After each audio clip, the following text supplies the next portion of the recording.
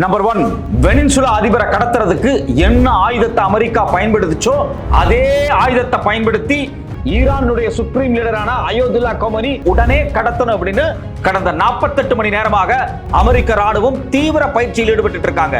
Number 2, வெனின்சுலா அதிபரை கடத்துவதற்கு இந்த அமெரிக்க ராணுவமும் அமெரிக்காவினுடைய உளவுத்துறையும் என்ன ஆயுதத்தை பயன்படுத்தினார்கள் என்பது குறித்து மிக விரிவாக வெனின்சுலாவினுடைய பாதுகாப்பு அமைச்சர் வால்டிமிர் பேட்ரினோ லோபேஸ் அவர்கள் மிக முக்கியமான செய்தியை வெளியிட்டிருக்கிறார். இந்த செய்தியை உறுதிப்படுத்துவது போல் அமெரிக்காவினுடைய வெள்ளை மாளிகையின் செய்தி தொடர்பாளர் கேரோலின் லெவிட் சில செய்திகளை வெளியிட்டிருக்கிறார்.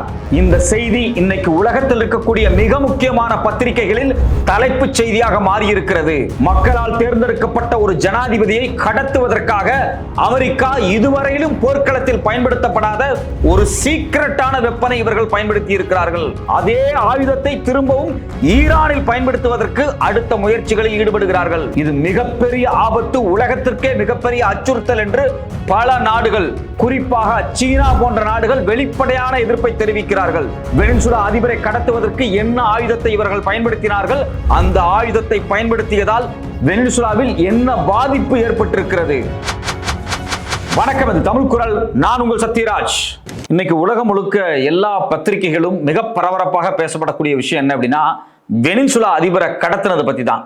என்னடா வெனின்சுலா அதிபரை கடத்தி 1 மாசம் ஆயிடுச்சு, இப்ப என்ன தலைப்புச் செய்தியா இருக்கு அப்படின்னு பாத்தீங்கன்னா, வெனின்சுலா அதிபரை கடத்தும் போது ஒரு பிரத்யேகமான ஆயுதங்களை இந்த அமெரிக்கா ராணுவமும் உளவுத்துறையும் பயன்படுத்தி இருக்கிறாங்க. அந்த ஆயுதம் மட்டும் இவங்க பயன்படுத்தல அப்படின்னா அந்த நாட்டுக்குள்ள போய் ஒரு மிகப்பெரிய கோட்டைக்குள்ள இருக்கக்கூடிய அந்த நாட்டினுடைய அதிபரை அவங்களால கடத்தி இருக்கவே முடியாது. அந்த ஆயுதத்தை இதுவரைக்கும் அமெரிக்கா பயன்படுத்தினதே கிடையாது.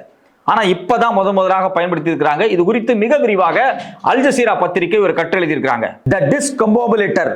Did US use secret weapon in Maduro abduction? அதாவது வெனின்சுலா அதிபரை கடத்தினாங்க இல்லையா, அப்படி கடத்தும் போது ஒரு சீக்ரெட் வெப்பனை இவங்க பயன்படுத்தினாங்களா அப்படிங்கறத கேள்வியாக மையமா வச்சு என்ன வெப்பன் இவங்க பயன்படுத்தி இருக்காங்க அப்படிங்கிறது குறித்து மிக விரிவாக அல் ஜசீரா பத்திரிகை வெளியிட்டு இருக்காங்க. அதனுடைய மூத்த பத்திரிகை ஆசிரியர் திரு நீனா ஸ்மித் அவர்கள் விரிவா எழுதி இருக்காங்க. இந்த கட்டுரையை படிக்கும்போது நமக்கு ரொம்ப அதிர்ச்சியா இருக்கு. இந்த பூமியில இனிமேல் எந்த இடமே பாதுகாப்பு கிடையாது. அமெரிக்கா நினைச்சா எந்த நாட்டு தலைவரை வேணாலும் எப்ப வேணாலும் உள்ள பூந்து தூக்கிடுவாங்க. அதுக்கான வெப்பன்ஸ் அவங்க வச்சிருக்காங்க அப்படிங்கிறதா அதிர்ச்சியாக இருக்கிறது. இதுல குறிப்பா பாத்தீங்க அப்படின்னா, இந்த செய்தி எப்ப லீக் ஆகுது அப்படின்னா, வெனின்சுலாவினுடைய டிஃபென்ஸ் மினிஸ்டர் வால்டிமிர் பேட்ரினோ லோபேஸ் அவர்கள் ஒரு செய்தி வெளியிடுறார் அவருடைய எக்ஸ் தளத்துல. அந்த எக்ஸ் தளத்துல வெளியிட்ட செய்தியை ரீட்வீட் பண்றாங்க. யாரு அப்படின்னா, அமெரிக்காவினுடைய வெள்ளை மாளிகையினுடைய செய்தி தொடர்பாளர் கேரோலின் அவர்கள். ஸோ அந்த செய்தியில் என்ன இருக்கு அப்படின்னா, US of using the country as a weapon laboratory during the abduction of the president Nicolas Maduro and his wife Cilia Flores on Jan 3. அதாவது எங்கள் நாட்டை, அதாவது வெனின்சுலாவை ஒரு லெபார்டரியாக, ஒரு ஆய்வுக்கூடமாக, அதாவது ஆயுதங்களை பரிசோதனை பண்ணுவதற்கான ஒரு ஆய்வுக்கூடமாக எங்கள் நாட்டை இவர்கள் பயன்படுத்தி இருக்கிறார்கள் அப்படின்னு அந்த நாட்டினுடைய டிஃபென்ஸ் மினிஸ்டர், பாதுகாப்பு அமைச்சர் வெளியிட்டிருக்கிறார் செய்தி. இந்த செய்தியை ரீட்வீட் பண்ணி stop what you are doing and read this அப்படின்னு சொல்லி போட்டிருக்கிறாங்க. யாரு அப்படின்னா, வெள்ளை மாளிகையினுடைய செய்தி தொடர்பாளர் திரு கேரோலின் அவர்கள். இதுல முக்கியமான விஷயம் என்ன அப்படின்னா, நீங்க வெனின்சுலா அதிபர் இவங்க கடத்த போகும்போது அங்கிருந்த செக்யூரிட்டி கார்ட்ஸோட சண்டை போட்டு 47 பேர் கொல்லப்பட்டாங்க. இந்த 47 பேர்ல 32 பேர் கியூபன்ஸ். ஏன் கியூபன்ஸ் அப்படின்னா, வெனின்சுலாவினுடைய அதிபருடைய பாதுகாப்புக்கு பிரத்யேகமாக கியூபா நாட்டில் நல்ல பயிற்சி எடுத்த திறமையான சோல்ஜர்ஸை கொண்டு வச்சிருந்தாங்க. இவ்வளவு பயிற்சி எடுத்த இவ்வளவு திறமையான சோல்ஜர்ஸ் எப்படி செத்தாங்க? ஒரு நாட்டுக்குள்ள போய் ஃப்ளைட்ல போய், அதாவது ஹெலிகாப்டர்ல போய் குதிச்சு இறங்கி அங்க இருக்கக்கூடிய சோல்ஜர்ஸ் எல்லாத்தையும் கொன்னுட்டு ஒரு நாட்டினுடைய ஜனாதிபதியையும் அங்க இருக்கக்கூடிய அவங்களுடைய மனைவியையும் குடும்பத்தையும் மொத்தமா தூக்கிட்டு வர்றாங்க இல்லையா? இது எப்படி சாத்தியமாச்சு? ஒரு பிரத்யேகமான வெப்பன் என்ன அப்படின்னா, அவங்க சோனிக் வெப்பன்ஸை யூஸ் பண்ணாங்களா அப்படிங்கிற கேள்வி எழுந்திருக்கு. இது ஏன் சோனிக் வெப்பன்ஸ் நம்ம சொல்றோம்னா, போன வாரம் ட்ரம்ப் அவர்கள் ஒரு இன்டர்வியூல சொல்றாரு, சோனிக் வெப்பன் அப்படிங்கிற வார்த்தையை அவர் பயன்படுத்துறாரு. கியூபன் பாடி கார்ட்ஸை நாங்க அழித்து ஒழிப்பதற்கு இந்த சோனிக் வெப்பனை பயன்படுத்துறோம் அப்படிங்கிற வார்த்தையவே அவர் பயன்படுத்தி இருக்கிறாரு. இதுதான் நமக்கு ரொம்ப அதிர்ச்சியா இருக்கு. எக்ஸாக்டா ட்ரம்ப் அந்த செய்தியாளர் சந்திப்பில் என்ன சொன்னார் அப்படிங்கிறது குறித்து ரொம்ப விரிவாகவே அல் ஜசீரா போட்டிருக்காங்க. நோபடி எல்ஸ் ஹேஸ் இட், யாருக்கிட்டையுமே இது கிடையாது. And we have a weapon no one knows about, யாருக்குமே தெரியாத வெப்பன் நாங்க வச்சிருக்கோம் ட்ரம்ப் சொல்றாரு. And I say it is probably best not to talk about them. அதை பத்தி பேசாமல் இருப்பதுவே மிகச் சிறந்ததா இருக்கும் அப்படின்னு சொல்றாரு. இதை பத்தி பேசாமல் இருக்கிறது நல்லதுங்கிறாரு. But we have some incredible weapons. That was an incredible attack. Don't forget that house was in the middle of a fortress and a military base. ஒரு ராணுவ பேஸ், அந்த ராணுவ பேஸ்ல ஒரு பெரிய கோட்டை, அந்த கோட்டை மதில் சுவர்களுக்கு உள்ள இருக்கக்கூடிய ஒரு வீடு, அந்த வீட்டில் தான் அந்த நாட்டினுடைய ஜனாதிபதி இருந்தார். அவரை எப்படி நாங்கள் தூக்கணும் இந்த ஸ்பெஷல் வெப்பனை பயன்படுத்தி அப்படிங்கிறாரு. இதை கேட்கும்போது நமக்கு ரொம்ப அதிர்ச்சியா இருக்கிறது. இது மட்டும் இல்லாமல் அவர் ஒரு வார்த்தையை பயன்படுத்துறார், த டிஸ்கம்புலேட்டர். அது மட்டும் இல்லாமல் I am not allowed to talk about it. இதை பற்றி நான் பேசுவதற்கு எனக்கு அனுமதி கிடையாது அப்படிங்கிறாரு. அப்போ இது என்ன அப்படின்னு பார்க்கும்போது தான் இந்த அல் ஜசீரா பத்திரிகை சில தகவல்கள் வெளியிட்டு இருக்காங்க. அது ரொம்ப அதிர்ச்சியாக இருக்கிறது. லாங் ரேஞ்ச் அக்குஸ்டிக்ஸ் டிவைஸ் அப்படிங்கக்கூடியதை அவங்க பயன்படுத்துறாங்களாம், LRAD. இந்த LRAD அப்படிங்கிறது எப்படின்னா, ஒரு பெரிய வேவ்ஸ், ஒரு பெரிய அலை சத்தம் போல ஒரு பெரிய அலையை எழுப்பி அதனூடாக மனிதர்களுடைய மூளையவே நிலைகுலைய வைக்கிறது. ரொம்ப மோசமான பாதிப்பு ஏற்படுத்தக்கூடியது. அவங்களுடைய பிஹேவியர்ஸை கண்ட்ரோல் பண்றது, ஒரு ஹை வால்யூமை ப்ரொடியூஸ் பண்ணி அங்க இருக்கக்கூடிய மனிதர்கள்ட்ட ஒரு பதட்டத்தை ஏற்படுத்தி அவங்களுடைய பிஹேவியர்ஸை கட்டுப்படுத்துறது. இது மட்டும் இல்லாம ஒரு மிக மோசமான எரிச்சலை உருவாக்குறது, மனதளவு மூளையில போய் ஒரு வைப்ரேஷன் உருவாக்குறது, மூக்குல ரத்தம் வரும், காதுல ஒரு சவுண்டை உருவாக்குறது. இது மாதிரியான வேலைகளை கிரியேட் பண்ணி ஒரு டிஸ்கம்ஃபர்ட்டை உருவாக்கி அந்த ஏரியா விட்டு தெரிச்சு ஆட்கள் ஓடுற மாதிரியாக இந்த வெப்பனை டிசைன் பண்ணியிருக்காங்க. இது ஒரு விதமான எலக்ட்ரிக் மேக்னெட்டிக் வேவ்ஸை பயன்படுத்தின ஒரு வெப்பன். யூசுவலா இது மாதிரியான விஷயங்களை எங்க பயன்படுத்துவாங்க அப்படின்னா, பெரிய கப்பல் இருக்கு பாத்தீங்களா, இந்த கப்பல் நடுக்கடல்லையோ இல்லை கடலோரங்களையோ போயிட்டு இருக்கும்போது பைரேட்ஸ் வருவாங்க, கடல் கொள்ளையர்கள். அவங்கள சில சத்தங்களை எழுப்பி இங்க வராம நிலைகுலைய பண்றதுக்காக சில வேலைகளை பயன்படுத்துவாங்க. கப்பல்களை நிறுத்துறதுக்கு, செக்யூரிட்டி பேசஸ்க்கு, அது மட்டும் இல்லாம protecting of convoy, crowd control, இது மாதிரியான விஷயங்களுக்கு இந்த எலக்ட்ரானிக் வேவ்ஸை குறைவா பயன்படுத்துவாங்க. ஆனா இங்க மிகப்பெரிய ஹை லெவல்ல பண்ணியிருக்கிறாங்க. இது குறித்து அந்த பத்திரிகையில சொல்லும் போது ஒரு சவுண்ட் இருக்கு பாத்தீங்களா, அதை ஒரு நேரோ வேவ்ஸா அனுப்புறது. அது மட்டும் இல்லாம ரொம்ப லாங் டிஸ்டன்ஸ்ல இருந்து அதை அனுப்புவாங்க. பிசிக்கலி அவங்களை டிசேபிள் பண்ணிரும், அதாவது உடல் ரீதியாக பலவீனப்படுத்தும். அது எப்படி நடக்கும்னா, மென்டலா அவங்களை நிலகுலைய வைக்கிறது. இது அங்க இருக்கக்கூடிய ஆயுதங்களையோ, ரேடாரையோ, மிசைல் சிஸ்டத்தையோ, எலக்ட்ரானிக் கம்யூனிகேஷன் சிஸ்டத்தையோ இதையெல்லாம் எதையுமே தாக்காது. இது முழுக்க முழுக்க ஹியூமன் பீயிங்கை மட்டும் தாக்கும், மனிதர்களை மட்டும் குறிவைத்து தாக்கக்கூடிய ஆயுதம்.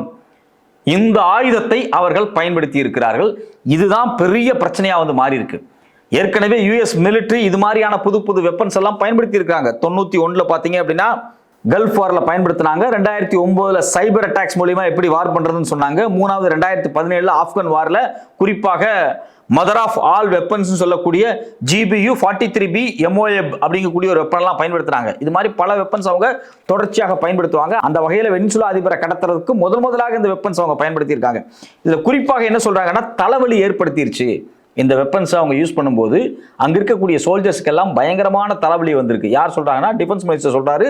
யாரு? வெனிசுலாவினுடைய டிஃபென்ஸ் மினிஸ்டர். ஸோ தலைவலி வந்திருக்கு, தலை சுற்றல் ஏற்பட்டிருக்கு, குமட்டல் ஒரு மாதிரி குமட்டிட்டு வந்திருக்கு. அது மட்டும் இல்லாமல் கேட்கும் திறன் பாதிப்படைஞ்சிருக்கு, மூக்குல ரத்தம் வந்திருக்கு.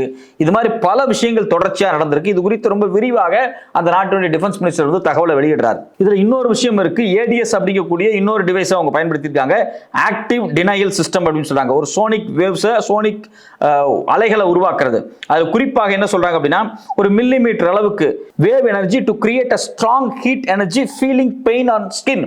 அதாவது அந்த ADS பயன்படுத்தும் போது அங்க இருக்கக்கூடிய சோல்ஜர்ஸ், மக்கள் நிக்கிறாங்களே, துப்பாக்கி ஏந்தி நிற்கக்கூடிய சோல்ஜர்ஸுக்கு அவங்களுடைய உடம்பு, இந்த சதை இருக்கு பாத்தீங்களா, தோல், இந்த ஸ்கின், இதுல ஒரு பெரிய வெப்பம் உருவாகி அவங்க ரொம்ப டிஸ்கம்ஃபர்ட்டா ஃபீல் பண்ணிடுவாங்க.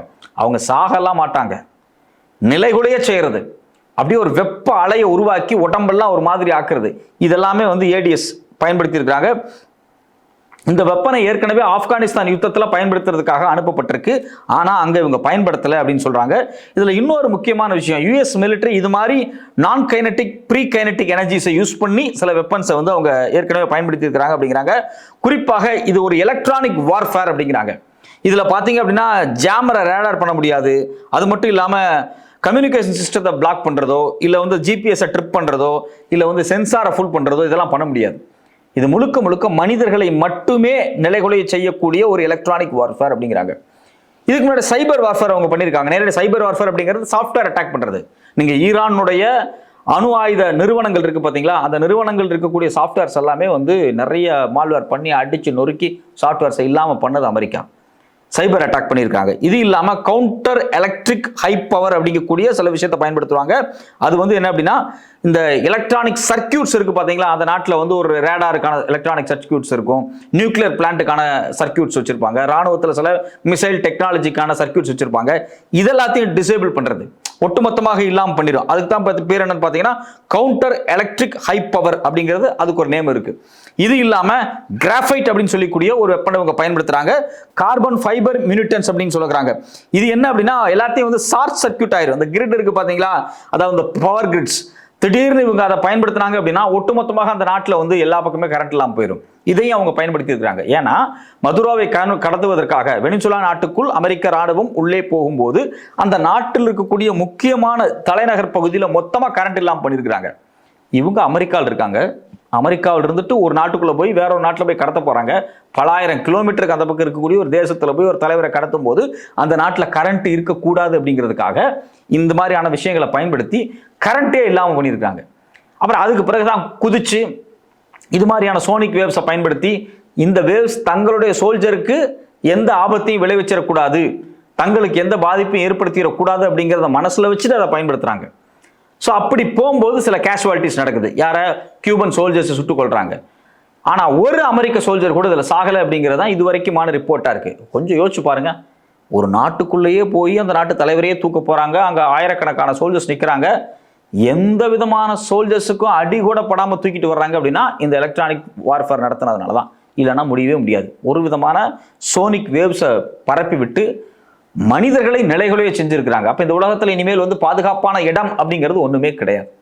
ஒரு அமெரிக்க ராணுவம் ஃபார் எக்ஸாம்பிள் இப்ப இந்த சோனிக் வேவ்ஸ் பயன்படுத்தக்கூடிய இந்த வெப்பன் தீவிரவாதிகள் கையில கிடைக்குதுன்னு வச்சுங்களேன், அவங்க என்ன வேணாலும் பண்ணலாம், எந்த தலைவரை வேணாலும் எப்ப வேணாலும் தூக்கிட்டு போகலாம். டக்குன்னு அடிச்சு விட்டு அந்த ஏரியா சுத்தி இருக்கக்கூடியவங்க எல்லாத்தையும் மொத்தமா டேமேஜ் பண்ணி விட்டுட்டு டிசேபிள் பண்ணி விட்டுட்டு ஆளை தூக்கிட்டு போயிடலாம். அப்ப இது மாதிரியான விஷயத்தை யார் எக்ஸ்பெரிமெண்ட் பண்றா? அமெரிக்கா மாதிரியான வல்லரசு நாடுகள் தான் பண்ணது. இது ரொம்ப அதிர்ச்சியா இருக்கு. ஏற்கனவே அவங்க வந்து 91 கல்ஃப் வார்ல பாத்தீங்க அப்படின்னா ஸ்டீல்த் ஏர்கிராஃப்ட் அப்படின்னு ஒரு ஏர்கிராஃப்டை முதலாக இன்ட்ரோடியூஸ் பண்ணாங்க. இந்த ஏர்கிராஃப்ட் வந்து எந்த ரேடார்லையுமே எந்த விதமான ஹீட் எமிஷன் எல்லாம் வெளியே காமிக்காது, எந்த ரேடார்லையும் சிக்காது, எந்த சென்சார்லையும் சிக்காது, ரொம்ப அழகா தாழ்வான தூரத்தில் கூட பறந்து போய் ஒரு நாட்டுக்குள்ள குண்டு போட்டு வரும். இதை முதல்ல அவங்க கல்ஃப் வார்ல பயன்படுத்தினாங்க. பிற்பாடு 2009 சைபர் அட்டாக் மூலியமாக ஒரு நாட்டை எப்படி மொத்தமாக காலி பண்ண முடியும் அப்படின்னு அவங்க செஞ்சு காமிச்சிருக்கிறாங்க. அதுக்கு தல சாஃப்ட்வேர்ஸ் வெப்பன்ஸ் எல்லாம் பயன்படுத்தினாங்க. அது மட்டும் இல்லாமல் பார்த்தீங்கன்னா ஆப்கான் வாரில் அவங்க என்ன பண்ணாங்க அப்படின்னா இந்த GBU-43/B MOAB அப்படிங்கக்கூடிய ஒரு பாம், இது வந்து மதர் ஆஃப் ஆல் பாம்னு சொல்லுவாங்க. அது என்ன அப்படின்னா ஒரு அண்டர் கிரவுண்ட் டனலுக்குள்ள வந்து ஆப்கானிஸ்தான் வீரர்கள் உள்ள இருந்தாங்க, தாலிபான்ஸ். அவங்க எல்லாம் மலைக்கு அடியில் ஒளிஞ்சிருக்கிறாங்க. ஒரு மலையவே பிளந்துக்கிட்டு உள்ள போய் ஆட்களை கொல்றது. அது இப்போ உள்ள போட்டாங்க அப்படின்னா அந்த பாமை அது அந்த இடத்துல மட்டும் வெடிக்காது, அப்படியே வேவா போய் வெடிக்கிறது. ஸோ இதனால தான் அந்த GBU அப்படிங்கிறது மதர் ஆஃப் ஆல் பாம்ஸ் சொல்றாங்க. இதை இவங்க வந்து ஆப்கான் வார்ல 2017 யூஸ் பண்ணாங்க. ஸோ அப்போ ஒவ்வொரு நாட்டையும் இவங்களுடைய ஆயுத பரிசோதனைக்காக அந்த யுத்தத்தை இவர்கள் பயன்படுத்துகிறார்கள் என்பது மிகவும் வருத்தமான செய்தியாக இருக்கிறது, வேதனையான செய்தியாக இருக்கிறது. ஒட்டுமொத்த மனித குலமுமே அறிவியல் நல்ல நோக்கத்தை நோக்கி செல்லும் என்று பார்த்து கொண்டிருக்கும் போது அமெரிக்கா மாதிரியான வல்லரசுகள் அறிவியலை அழிவு சக்திகளுக்கு மட்டும் பயன்படுத்துகிறார்கள் என்பது வேதனையான விஷயமாக இருக்குது. சர்வதேச லெவலில் ஒரு மிகப்பெரிய கண்டனம் இதுக்கு வரணும் அப்படிங்கிறது தான் நம்மளுடைய கருத்தா இருக்கு. பொறுத்திருந்து பார்ப்போம் அடுத்தடுத்து என்ன நடக்குது அப்படின்னு. ஏன்னா இந்த வெப்பனை பயன்படுத்தி தான் ஈரான் அதிபரை கடத்துவதற்கு இவங்க சில முயற்சிகளை பண்ணிட்டு இருக்கிறாங்க. அதே சமயத்தில் ஈரானும் 10,000-20,000 ட்ரோன்களை இறக்கி விட்டுருக்காங்க. ஒரு நாளைக்கு 400 ட்ரோனுக்கு மேல அவங்க தயாரிச்சுட்டு இருக்காங்க. அவங்க கிட்டத்தட்ட ஒரு 80,000 ட்ரோனை ரெடியா வச்சிருக்காங்க. இது மாதிரி ஏதாவது ஒரு விஷயத்தை பயன்படுத்த அமெரிக்கா முயற்சி பண்ணுச்சுனாலே அமெரிக்காவினுடைய ஒட்டுமொத்த ராணுவம் ஈரான் கடல் பரப்பில் இருக்குது பாத்தீங்களா, எல்லாத்தையும் அழித்து ஒழிக்கணுங்கிற முடிவில் அவங்க வந்து வேகமா அவங்கள்ட்ட இருக்கக்கூடிய டெக்னாலஜியை வந்து எக்யூப் பண்ணிட்டே இருக்காங்க. இதுவும் ஏன் ஈரான் இந்த இடத்துக்கு போகுது அப்படின்னா முக்கியமான காரணம் என்ன அப்படின்னா அமெரிக்காவினுடைய அத்துமீறல்கள் தான். அந்த நாட்டுக்குள்ள போய் ஈரானுக்குள்ள எல்லா அட்ராசிட்டியும் பண்ணக்கூடிய இடத்துக்கு அமெரிக்கா நகரும் போது தன் நாட்டினுடைய இறையாண்மையும் தன் நாட்டினுடைய பாதுகாப்பையும் பாதுகாத்துக் கொள்வதற்காக தன் நாட்டினுடைய தலைவரை கடத்துவதற்கு அமெரிக்காவினுடைய கப்பல் படை முயற்சி செய்து அப்படிங்கும்போது அவங்க திருப்பி அடிக்கிறதுக்கு இந்த வேலையெல்லாம் செய்கிறாங்க.